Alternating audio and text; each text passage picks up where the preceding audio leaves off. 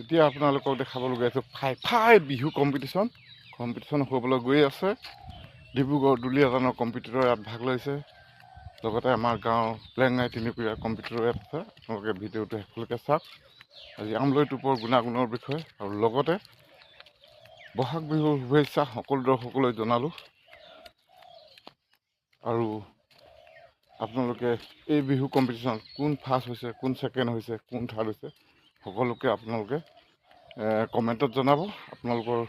আপোনালোককে দৰ্শকে জাজ হিচাপে লৈ আজি এই বিহু নাচৰ কম্পিটিশ্যনটো আপোনালোকক দেখাবলৈ গৈ আছোঁ।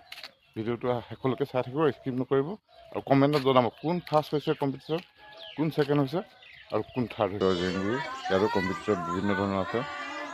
নৃত্যবিলাক হয়তো অলপ ভুল হ'ব পাৰে, কিন্তু বিহু নৃত্য মনৰ আনন্দ কৰা নৃত্য, সেই আপোনালোকে উপভোগ কৰক। বিৰূপ মন্তব্য নিদিব, কিন্তু কোন ফাৰ্ষ্ট ছেকেণ্ড হৈছে কমেণ্টত জনাব।